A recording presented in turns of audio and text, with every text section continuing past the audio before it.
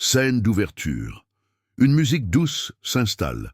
La caméra zoome lentement sur le narrateur, qui s'adresse directement à la caméra. Narrateur. La vie a une façon de nous mettre face à la vérité indéniable que les gens vont et viennent.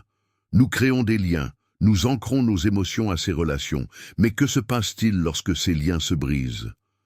Comment gérer le poids émotionnel lorsque quelqu'un ne partage plus le même espace dans nos vies, ou lorsque nous réalisons qu'il n'a jamais été aussi investi émotionnellement que nous l'étions?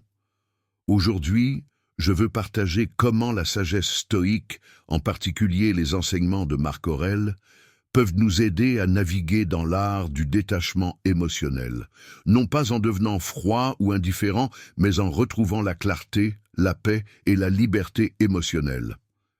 Règle 1. Comprendre l'impermanence de la vie. Narrateur.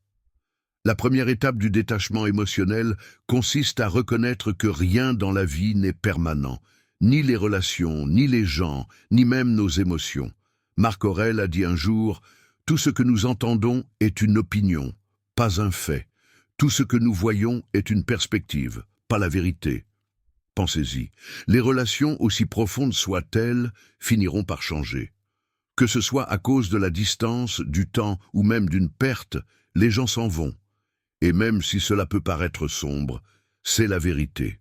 Les stoïciens nous enseignent qu'accepter cette impermanence nous rend plus présents, nous permettant de profiter du temps dont nous disposons sans nous y accrocher désespérément. Règle 2. Maîtrisez vos émotions grâce à la pensée rationnelle. Narrateur. Ensuite, les stoïciens nous rappellent que les émotions ne sont pas la réalité. Ce sont des réponses aux pensées que nous avons.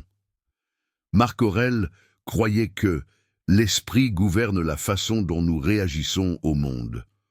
Vos pensées sur quelqu'un peuvent soit déclencher une tempête d'émotions, soit l'apaiser. La clé est de choisir vos pensées. Imaginez que vous traversez une rupture, que vous repassez des conversations dans votre tête et que vous vous demandez « Qu'ai-je fait de mal? Pourquoi cela s'est-il produit ?» Au lieu de laisser les émotions s'envoler, faites une pause et demandez-vous « Quels sont les faits ici ?» En passant de la réactivité émotionnelle à la réflexion rationnelle, vous reprenez le contrôle de vos sentiments. Règle 3. Pratiquez la visualisation négative. Narrateur. Maintenant, cela peut sembler étrange au premier abord, la visualisation négative. Marc Aurèle la recommandait comme moyen de se préparer mentalement à la perte. En imaginant le pire scénario, vous réduisez son impact émotionnel lorsqu'il se produit réellement.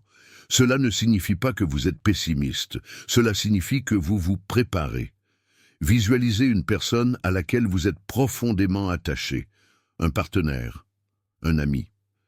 Imaginez la vie sans elle. Bien que cela puisse être inconfortable, cet exercice renforce la résilience. La perte peut toujours faire mal, mais elle ne vous dévastera pas car vous vous y êtes préparé mentalement. Règle 4. Concentrez-vous sur ce que vous pouvez contrôler. Narrateur. L'un des enseignements centraux du stoïcisme est le suivant. Concentrez-vous uniquement sur ce que vous pouvez contrôler. Nous dépensons souvent beaucoup d'énergie à essayer de contrôler les émotions des autres, leurs réactions et leurs conséquences. Mais les stoïciens nous rappellent que c'est un chemin vers la frustration et l'anxiété.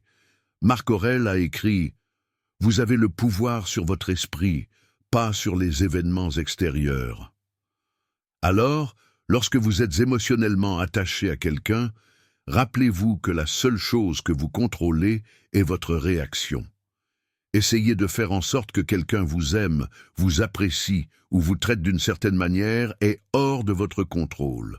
Concentrez-vous plutôt sur la façon dont vous réagissez, sur la façon dont vous prenez soin de votre propre bien-être émotionnel. Règle 5. Réfléchissez à la situation dans son ensemble. Narrateur. Enfin, Marc Aurèle nous exhorte à réfléchir à la situation dans son ensemble.